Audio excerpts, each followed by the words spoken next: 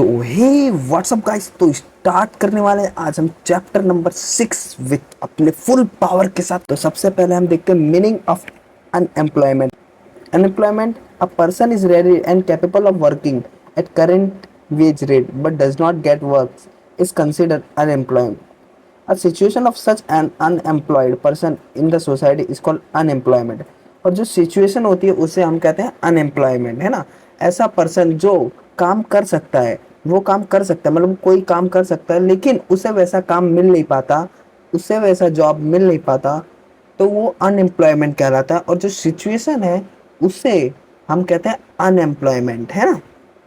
चलिए, according to professor Pigou, a person can be called unemployed only when he is willing to work but is not able to find work। मतलब वो करना तो चाहता है काम, लेकिन उसके पास वो काम नहीं है, तो इसलिए कहेंगे अनएम्प्लॉयड।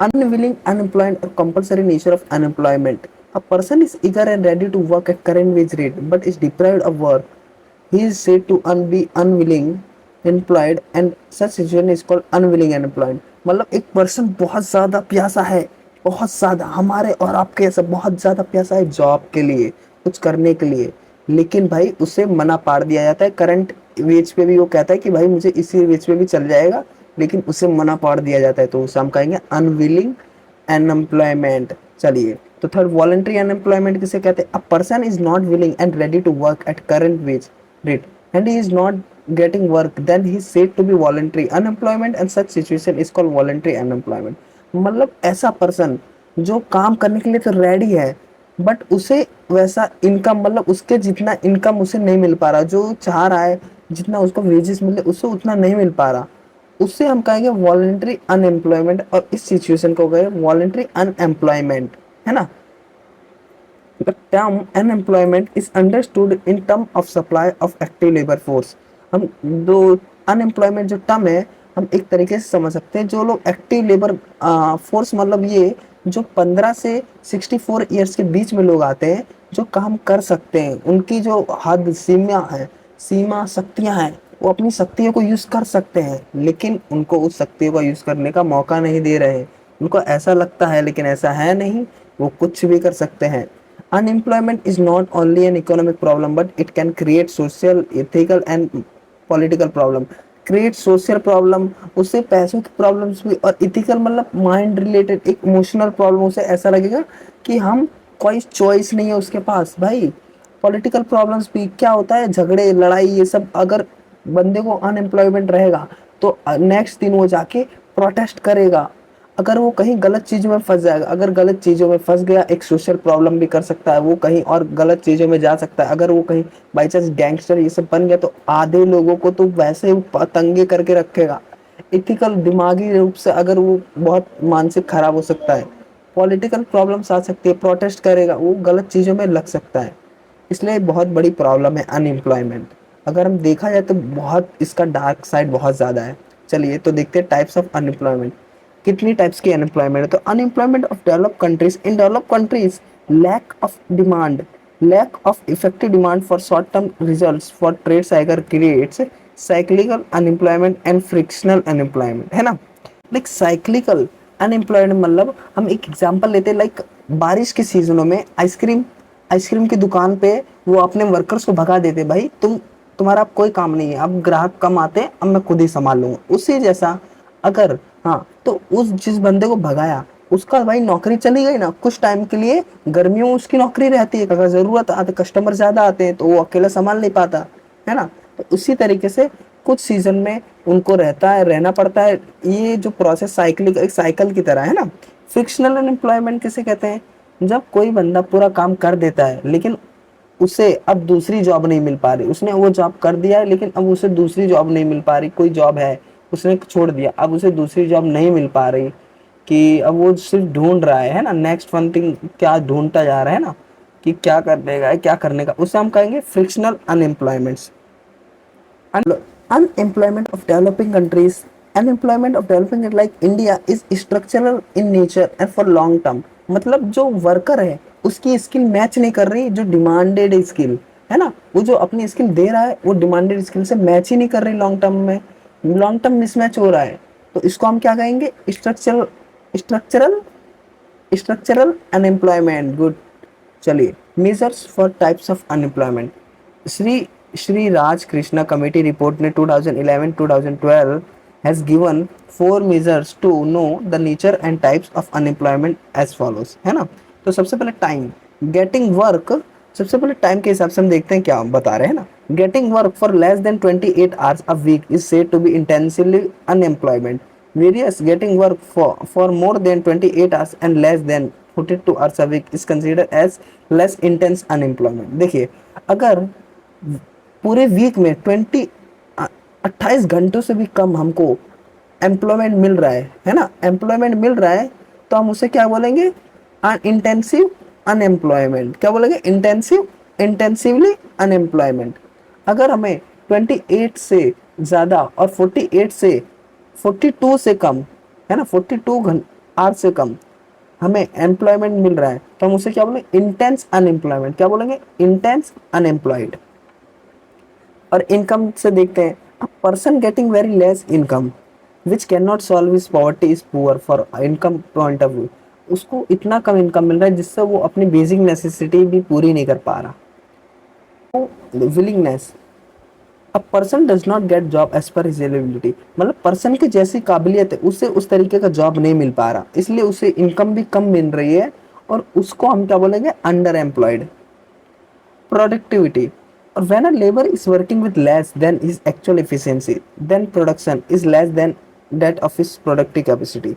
प्रोडक्टिव मतलब, अब देखो यहाँ क्या होता है कि अगर एक बंदा है, 10 ड्राइंग्स उसको बनाने के लिए दी जाए, है, उसने सिर्फ 5 ही बनाया, उसकी कैपेसिटी है 10 बनाने की, लेकिन वो 5 ही बना रहा है, 5 ही बना रहा है, तो क्या कर, अपनी प्रोडक्टिविटी एकदम फुल तरीके से यूज नहीं कर रहा है ना, तो उससे हम क्या बोलेंगे, प्रोडक्टिविटी।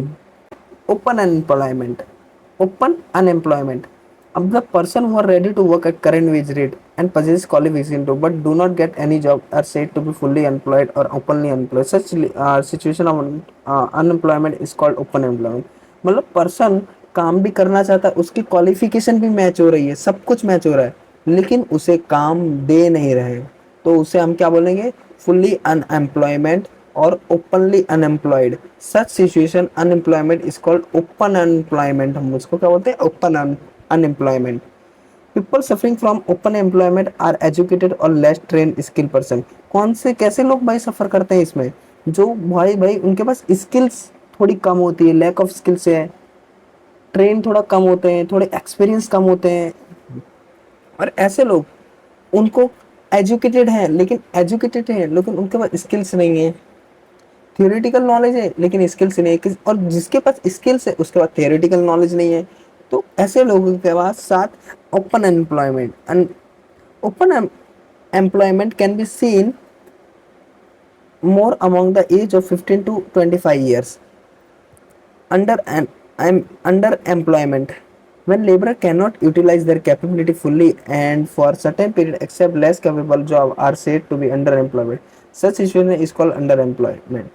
मतलब पर्सन को काम तो मिलना चाहिए बहुत अच्छा, है ना, वो बहुत अच्छा काबिलियत है, लेकिन उसे एक ऐसा छोटा सा प्यून का, लाइक एक बॉक्सर है, लेकिन उसे वहाँ बॉक्सिंग क्लीनिंग करने का, वहाँ जो स्टेज है वो क्लीन करने का काम दे दिया गया है, तो ऐसी सिचुएशन को क्या, अंडर एम्प्लॉयमेंट, क्या कहेंगे, अंडर एम्प्लॉयमेंट, है ना।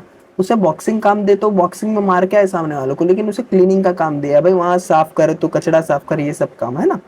तो आपसे क्या है, under employment. Under employment is a seasonal in nature, और under employment seasonal in nature रहता है, क्योंकि देखिए वो कब तक वो काम क्लीनिंग काम करता रहेगा, उसका आखिर में कभी तो कभी टैलेंट उसका बाहर आएगा और कोई पहचानेगा, उसके बाद वो एम्प्लॉयमेंट हो ही जाएगा।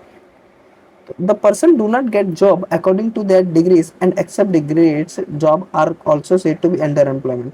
और पर्सन ऐसे जो उनको डिग्रीज के हिसाब से उनकी जॉब नहीं मिल रही है ना, और उनको फालतू की जॉब मिल रही है जो उनको चाहिए भी नहीं है ना, तो उनको हम क्या बोलेंगे, अंडर एम्प्लॉयमेंट।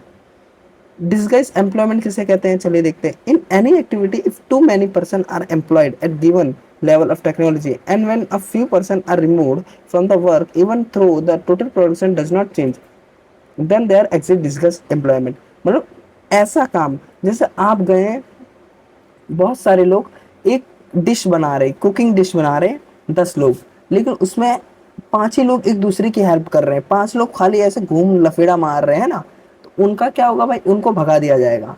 तो उनको क्या बोला, डिस्कस अनएम्प्लॉयमेंट। जिनका काम नहीं उन्हें भी हम रख रहे थे, उनको हमने अनएम्प्लॉयड कर दिया है ना, तो उनको क्या बोलेंगे, डिस्कस अनएम्प्लॉयमेंट। डिस्कस अनएम्प्लॉयमेंट है जीरो मार्जिनल प्रोडक्टिविटी। इसका क्या होता है, प्रोडक्टिविटी एकदम जीरो होती है, मार्जिनल प्रोडक्टिविटी। इससे हमको कोई फर्क भी नहीं पड़ता। जैसे अगर हमने उनको भगा दिया तो ऐसा थोड़ी हमारा कुकिंग खराब बनेगा, वो लोग तो कुछ कर भी नहीं रहे थे ना, 5 लोग, समझे आप। तो चलिए, कॉजेज ऑफ अनएम्प्लॉयमेंट, यार ये क्या लीटे पे लीटा हो रहा है यार। चलिए, causes of unemployment. India faces extensive unemployment due to following causes. और किस किस बातों से भैया इंडिया इतना एम्प्लॉयमेंट फेसिस कर रहा है, चलिए देखते हैं। तो high rate of population growth. भैया पॉपुलेशन इतनी हो गई है कि इतनी जॉब्स, भाई लेस जॉब्स मोर पॉपुलेशन, ये प्रॉब्लम हो गई है इंडिया में। फिर second, slow rise in employment opportunity. During planning period there were continuous increase in income in growth but fail in creating employment opportunity which increase unemployment. देखिए, जब planning कर रहे थे इकोनॉमिक ग्रोथ के लिए, इकोनॉमिक ग्रोथ तो हो रहा था लेकिन एम्प्लॉयमेंट क्रिएट नहीं हो पाई थी उस वक्त, अपॉर्चुनिटीज नहीं बनी थी, सिर्फ ग्रोथ हो रहा था, इनकम आ रही थी लेकिन डेवलपमेंट नहीं हुआ था।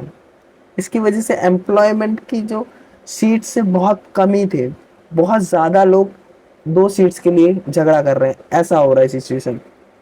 Low rate of saving and investment. During planning period, national income has increased, but due to the high population growth, per capita income increased at lower rate that could not satisfy the basic needs of population. As a result, saving and investment remain low. क्या हुआ, government ने income तो अच्छी हो रही थी लेकिन वो जहां भी लगाए पैसा, पॉपुलेशन इतना ज्यादा है कि लोग वहां भी आ जाए, सबको, कुछ लोग को एम्प्लॉयड हो जाए, लेकिन वो सबको सेटिस्फाई नहीं कर पा रही थी, सबको सीट्स नहीं दे पाए, सबको एम्प्लॉयड नहीं कर पा रही थी, है ना।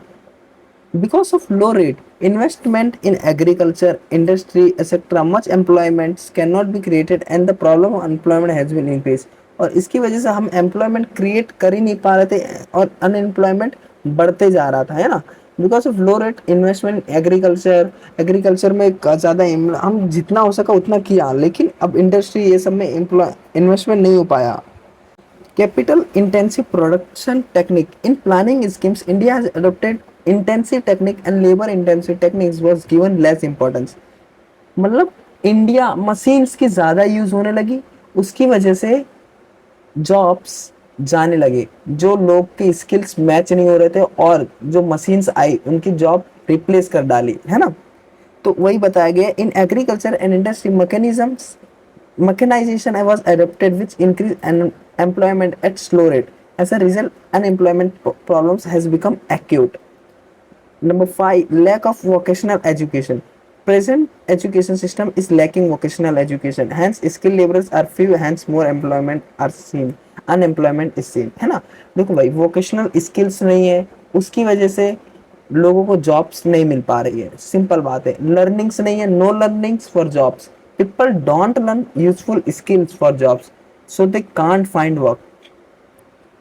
6, lack of manpower planning. In India, during planning period, education has been made a widespread activity without estimation of kind and number of labor requirement. As a result, educated youth remain unemployed. देखो भाई, plan नहीं था कोई job का, कोई plan था ही नहीं, किया ही नहीं गया था इंडिया में या फिर कंट्री में, कह सकते हैं, क्योंकि इतने लोग एजुकेटेड होते जा रहे, डेढ़ मतलब 10 लाख, 10 लाख क्या, करोड़ों लोग एम्प्लॉयमेंट होते जा रहे हैं, मतलब एजुकेटेड होते जा रहे, करोड़ों लोग एजुकेटेड होते जा रहे, लेकिन उन्हें जॉब्स उतनी है ही नहीं, कोई प्लान नहीं है उनके बारे में। कोई एक प्लान तो होना चाहिए ना लोगों के, एक हम इंडिविजुअल्स, हमारे खुद के प्लान नहीं है ना भाई, तो कंट्री क्या क्या हमारे बारे में प्लान करेगी। हमको खुद के भी प्लान होने चाहिए कि हमको 12th के बाद क्या करना है, उससे पहले 10th के बाद ही क्या करना है, कुछ कैसे इनकम लानी है, कैसे क्या करना है, ये सब हमको उस वक्त से ही सोचना पड़ता है।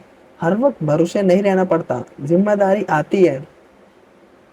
चलिए, तो inefficiency of public sectors, slow government work. भाई गवर्नमेंट का जो वर्क है वो काफी स्लो होता है। Government jobs don't make as many new jobs as expected. हम जितना एक्सपेक्टेड करते हैं गवर्नमेंट से, उतनी जॉब्स तो गवर्नमेंट दे ही नहीं पाएगी, सबको थोड़ी दे पाएगी, इतने करोड़ों लोगों को। वो कोशिश करती है लेकिन नहीं हो पाता, स्लो वर्क है भाई। Efficiency of public sector. The quantity of employment generation estimated from public sector was not able to generate more employment because of its low productivity. भाई लो प्रोडक्टिव वजह से इतना एम्प्लॉयमेंट नहीं जनरेट हो पाता. Negligence towards agriculture sectors. भाई not helping farms. Farming is not help much, so people don't get work in rural areas. भाई अगर फार्मिंग में पैसे नहीं मिलेंगे तो कौन करेगा फार्मिंग. सब लोग डायरेक्ट गांव में विदेश में आएंगे ना, देश में आएंगे ना, सिटीज में आएंगे. भाई हमको यहाँ काम मिल रहा है, हम यहाँ काम करेंगे, यहाँ हमको पैसे ज़्यादा मिल रहे हैं. फार्मिंग कोई नहीं करेगा. तो negligence towards agriculture sector in India's economic development policy, more emphasis is given to other sector. ज़्यादा इम्पोर्टेंस दिया जा रहा है अदर सेक्टर्स को एग्रीकल्चर से ज़्यादा. So agriculture sector fail to generate more employment and unemployment increase. और agriculture एक हमारा बहुत मेजर पार्ट है पूरे सेक्टर्स का, बट उसे इम्पोर्टेंस ना दिया जा रहा है और उसकी वजह से अनएम्प्लॉयमेंट बढ़ता जा रहा है. Low mobility of workers, not moving around. People don't move to new places for work due to family, language or tradition making them jobless. वो डरते हैं, उसके अंदर उनके अंदर फियर्स रहते हैं. वो डरते हैं कि हम फैमिली को छोड़ के कैसे जाएंगे आगे सिटीज में. Low mobility of worker in India due to social reason, family relations, language, religion, casteism, culture and structural reasons. Mobilization of worker is restrained. Also due to attraction towards urban life and urban facilities, workers do not prefer to live in village for employment. This causes increase in unemployment. Workers क्या चाहते हैं, village को छोड़ना ही नहीं चाहते भाई. उनको employment तो चाहिए लेकिन विलेज में ही चाहिए. अब विलेज में चाहिए तो भाई तुम करोगे क्या, तुमको ये जगह छोड़ के तो जानी पड़ेगी, कहीं तो कुछ करना पड़ेगा ना. 10 के 10 लोग घर में सिर्फ किसानी का काम नहीं हो सकता. Lack of infrastructural facilities. अब देखो बैड फैसिलिटीज खराब होगी, without good roads and buildings कोई इंडस्ट्री स्टार्ट नहीं हो सकती. इसकी वजह से जॉबलेस तो हो गई ना. गांव में होता क्या है, बिल्डिंग्स रोड्स ये सब अच्छे से बने नहीं होंगे, उसकी वजह से इंडस्ट्री वहाँ बनती नहीं है. इंडस्ट्री बनेगी नहीं तो एम्प्लॉयमेंट कम होगा. ये पूरा इकोनॉमिक्स एक साइकिल. भाई आप सभी लोग दोस्तों, आप सभी लोग सोचो खाली दोस्तों आप लोग सोचो, एक सर्कल बनाओ, उसमें देखिए कि कैसे सब इंटरकनेक्ट है इकोनॉमिक्स में. सब कुछ एक छोटे छोटे फैक्टर्स ना पूरे मतलब बड़े बड़े फैक्टर्स को हिला के रख देते हैं. ऐसा हो रहा है. लैक. अब देखो रोड्स नहीं बनेंगे तो उसकी वजह से इंडस्ट्रीज नहीं आएंगी उधर, कि भाई इधर रोड्स अच्छे नहीं है, हम कैसे आए इधर, हमारा ट्रांसपोर्ट में बहुत खर्चा हो जाएगा इधर, है ना. ट्रांसपोर्ट बहुत स्लो होगा, टाइम बहुत लगेगा. इसके लिए बोलेंगे हम इधर नहीं सेटअप करेंगे, हम कहीं अच्छी जगह सेटअप करेंगे जहाँ हाईटेक टेक्नोलॉजी और सिटीज में वो करते हैं ना इंडस्ट्री सेटअप, और वहाँ एम्प्लॉयमेंट लोग वहाँ आएंगे. तो रूरल एरियाज कैसे डेवलप होगा मुझे ये बताइए, है ना. चलिए तो second, others causes in India. Lack of national employment policy. India में बहुत कम employment policy. Lack of conducive environment for development of industries and trade. भाई ऐसा इन्वायरमेंट नहीं माहौल बनाया जा रहा जहाँ हम डेवलपमेंट ऑफ इंडस्ट्रीज और ट्रेड के बारे में बातें करें. Under utilization of natural resources are also responsible causes for increase in employment. बहुत सारे और अदर कॉजेज. देखो एक कोई क्लियर जॉब रूल्स भी नहीं है, हम रिसोर्सेज को अच्छी तरीके से यूज भी नहीं कर रहे हैं, और हम इंडस्ट्री को सपोर्ट भी नहीं करते, है ना. तो हर एक तरीके से हम अनएम्प्लॉयमेंट के लक्षण है हमारे अंदर. हमको कुछ आगे बढ़ना होगा, आगे सोचना होगा. तो चलिए आगे बढ़ते हैं हम. Measures to reduce unemployment. हम क्या क्या कर सकते हैं अनएम्प्लॉयमेंट को कम करने के लिए. To solve the problem of unemployment following measures can be taken. People population control. हम सबसे पहले क्या कर सकते हैं, population control. In India but less people रहेंगे और मोर जॉब्स रहेगा तो कुछ हो सकता है. अगर फीवर बेबीज आर बॉर्न, अगर कम लोग पैदा हों तो कम लोग जॉब्स ढूंढेंगे और उन्हें आसानी से जॉब मिल भी जाएगा. In India, by taking effective steps for population control, rate of population growth can be reduced. So the labor supply will reduce and factor of production will remain surplus, which will increase the rate of investment and employment opportunity can be increased. Increase in the rate of economic development. अगर economic development का जो speed है वो ज़्यादा बढ़ा दिया, more business growth, if different parts of the country work together better, more companies can start and give people jobs.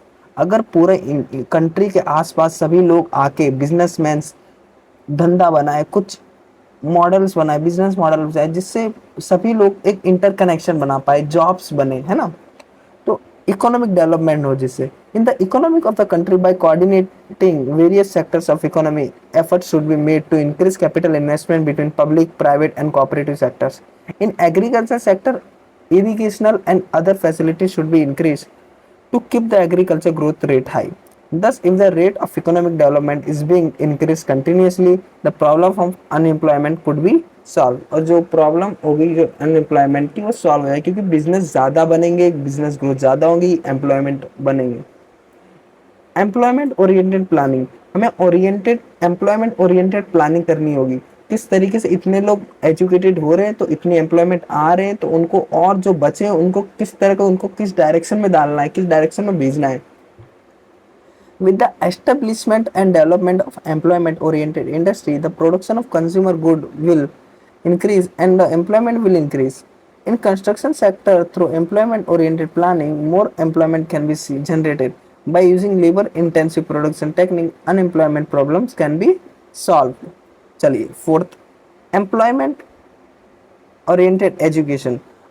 हमको employment oriented education देना पड़ेगा, है ना। Learning for jobs, people should learn useful skills for jobs, like how to make things और manage money, है ना, कैसे चीज़ें बनाए या फिर कैसे बिजनेस मॉडल्स बनाए, कैसे जॉब के बारे में हम कैसे जॉब ले सकते हैं, कैसे क्या करें बिजनेस में आगे, एंटरप्राइज कैसे खोले छोटा सा, अलग अलग थिंकिंग हमें लानी पड़ेगी और डिफरेंट डिफरेंट बड़े बड़े सोच रखने पड़ेंगे, बड़ी बड़ी सोच, जहाँ कोई ना सोच पाए वहाँ हमको सोचना पड़ेगा, वो गैप को फिल्स करने पड़ेंगे। ये सब सोच के अब जब सोच पाएंगे, हमें सोच पहुंच जाएगी उधर, तो हम भी वहाँ पहुंच जाएंगे। तो हमें ऐसा लर्निंग माइंडसेट रखना पड़ेगा। Development of cottage and small scale industries, scale industry, है ना, small scale industry as compare to large industry, cottage and small scale industry have capacity to create employment with low investments. So the development of cottage small scale industries should be accepted as the best alternative in the industry policy. This will reduce the problem of unemployment. अब देखिए, जो छोटे छोटे businesses है ना, वो employment ज़्यादा देते। आपने आसपास ही देखा होगा, आपने स्मॉल जो छोटे मोटे शॉप्स होते हैं, है ना, वो लोग कितने लोगों को, 2-3 लोगों को तो दे के ही रखते हैं ना एम्प्लॉयमेंट। और इंडस्ट्रीज कैन हेल्प मेक, और कुछ कुछ ऐसा देखो 50 करोड़ का बिजनेस रन हो रहा है, एजेंसीज रन हो रही है, उसमें वो लोग कितने को जॉब देते हैं, सिर्फ 15 लोगों को। और यहाँ हमारे आसपास ही देखेंगे जो 5-6 लाख का उनका टर्नओवर भी महीने का ना निकला हो, लेकिन वो लोग 2-5 लोगों को जॉब दे के ही रखते हैं। स्मॉल स्किल्स हमको शॉप्स ये सब एनकरेज करना पड़ेगा, जिससे ज़्यादा जॉब्स आएंगी, है ना। तो चलिए, extension of infrastructural facilities. With the development of infrastructural facility in rural areas, employment opportunity will generate in agriculture allied sectors. This will reduce the unemployment. देखिए, अगर इंफ्रास्ट्रक्चर फैसिलिटीज बढ़ा देंगे तो इंडस्ट्री वहाँ सेटअप होगी, एग्रीकल्चर से लोग थोड़ा इंडस्ट्री में आएंगे, तो एग्रीकल्चर का पर कैपिटा इनकम लोगों का बढ़ेगा और इधर भी पर कैपिटा इनकम गाँव में बढ़ेगा। उससे पूरा ओवरऑल इकोनॉमिक डेवलपमेंट होगा। Speed and expansion of green revolution in agriculture sector, अगर फार्म इम्प्रूवमेंट होगा, making farming better and using new ways and give people more work in rural areas, है ना, कि अगर speed and expansion of green revolution agriculture to solve the problem of unemployment in rural areas, green revolution should be speed up and effort should be made to extend it more area. This can increase the opportunity of employment, है ना। चलिए,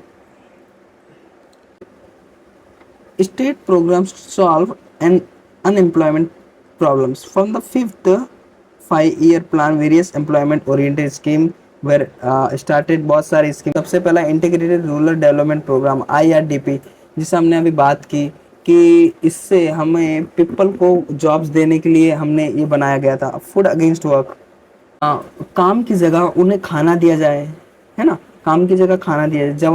जवाहर रोजगार योजना, मतलब जो jobs देंगे rural youth को।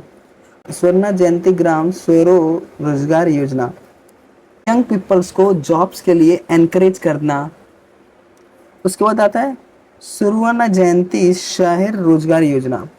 इसमें क्या होता है कि लोगों को हेल्प करते हैं और काम ढूंढने में सिटीज में, है ना, किस तरीके से सिटीज में जॉब्स ढूंढे, किस तरीके से वर्क ढूंढे, कैसा रोजगार, मतलब कैसे किस तरीके से एंटरप्राइज खोले, ये सब इस प्रोग्राम में बताया जाता है। Training to rural youth for self employment, और फ्री ट्रेनिंग्स दी जाती है। ऐसी कुछ पॉलिसी बनाई है गवर्नमेंट द्वारा जो फ्री ट्रेनिंग्स दी जाती है, स्किल्स उनको सिखाई जाती है, मैकेनिकल स्किल, टेक्निकल स्किल, ये सभी चीज़ें। Mahatma Gandhi national rural employment guarantee act, MNREGA 100 days wages guaranteed मिलता है ना। नरेगा से वो क्या हो गया, मनरेगा, है ना। Skill development programs like Skill India, make in India and Mudra. Skill development program जिससे यूथ लोगों का जो स्किल्स की कमी थी, वो स्किल्स की गैप पूरा करने के लिए स्किल प्रोग्राम बनाएगा। Skill India, make in India and Mudra. Mahatma Gandhi national rural employment guarantee act, MNREGA, है ना, MNREGA, national rural employment guarantee NREGA started in February 2006, was changed to MNREGA on 2 November 2009। Objective इसका ये था कि एम्प्लॉयमेंट दे रूरल पीपल्स को, है ना, रूरल पीपल्स को, जिससे बैकवर्ड क्लासेस जो है वो ऊपर आ सके, क्योंकि एम्प्लॉयमेंट मिलेगा तो खुद के जो डेवलपमेंट, उनकी बेसिक नेसेसिटीज वो पूरा कर सकेंगे, है ना। दीनदयाल उपाध्याय सरमय जयते योजना, PDUSJY। The yojana was started on 16 October 2014। The main objective of this yojana were to provide health and security along with good management, skill development and welfare to the laborers of unorganized sector and develop conducive environment for the industrial sector। मतलब ये तीन तरीके से help कर रहा है। देखिए, पहले तो इसमें स्किल डेवलपमेंट कराएंगे, उसके बाद हेल्थ की फैसिलिटीज भी अनऑर्गेनाइज सेक्टर्स में जो ठेले वाले होते हैं और सभी वेंडर्स होते हैं, इन लोगों को बेनिफिट्स भी देंगे। और इंडस्ट्रीज ये सबको एनकरेज करेंगे कि लाए, यहाँ एस्टेब्लिश करे, ये लोग इस विलेज में एस्टेब्लिश करें, है ना, इस विलेज के इस बाहर, मतलब इस गांव में एस्टेब्लिश करें। यहाँ डेवलपमेंट जिससे बढ़ेगी, डेवलपमेंट बढ़ेगा, एम्प्लॉयमेंट बढ़ेगा, हर एक चीज चेंज होगा। छोटी छोटी चेंजेस से बहुत बड़े चेंजेस आएंगे भाई। दीनदयाल उपाध्याय ग्राम ज्योति योजना, DUGJY। द योजना is started with an objective of providing constant 24/7 electricity service in rural areas. और ये योजना स्टार्ट किया गया था 24/7 इलेक्ट्रिसिटी सर्विस कहाँ दिया जाए, रूरल एरियाज में, है ना। और उसकी वजह से क्या होगा, अगर रूरल एरियाज में इलेक्ट्रिसिटी देना, तो पहली बात टावर लगवाने पड़ेंगे, वायर्स लगवाने पड़ेंगे। और जो वायर्स लगवाएंगे ये सब फ्री में, तो मतलब कोई ऐसा अपने आप थोड़ी होगा, इसके लिए आदमियों की जरूरत होगी, लोगों की जरूरत होगी। और इससे एम्प्लॉयमेंट भी जनरेट होगा और साथ में लाइट्स भी लग जाएंगी।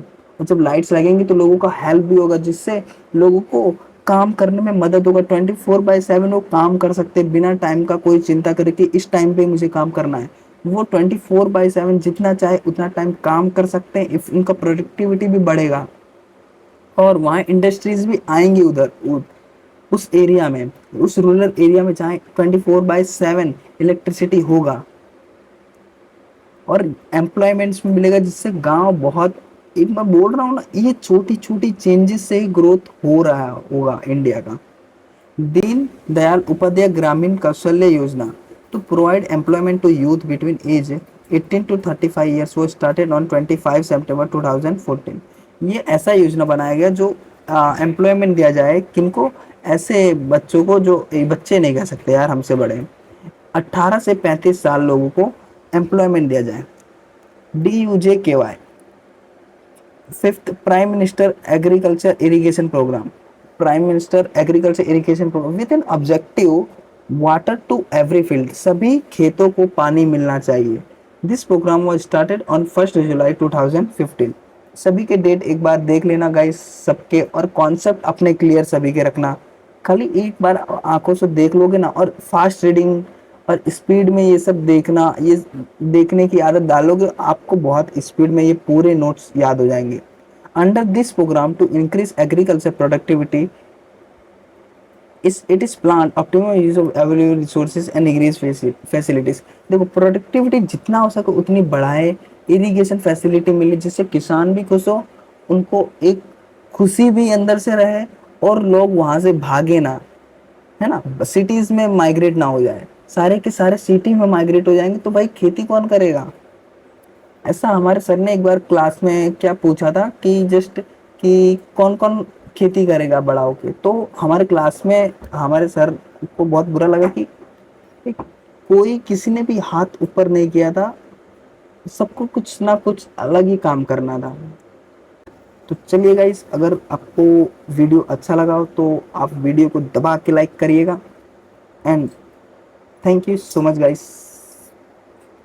और प्लीज़ रीडिंग स्पीड बढ़ाइए, आप रीडिंग स्पीड बढ़ा लेंगे और राइटिंग स्पीड भी बढ़ाइए, और थोड़ा ये आपको रीडिंग स्पीड बढ़ाएंगे ना, उसमें आपको ओवरऑल चेंजेस दिख ही जाएंगे, ये इजी इजी लर्न हो जाएंगे आपको कीवर्ड्स छोटे मोटे। तो चलिए बाय गाइस, जय श्री राम।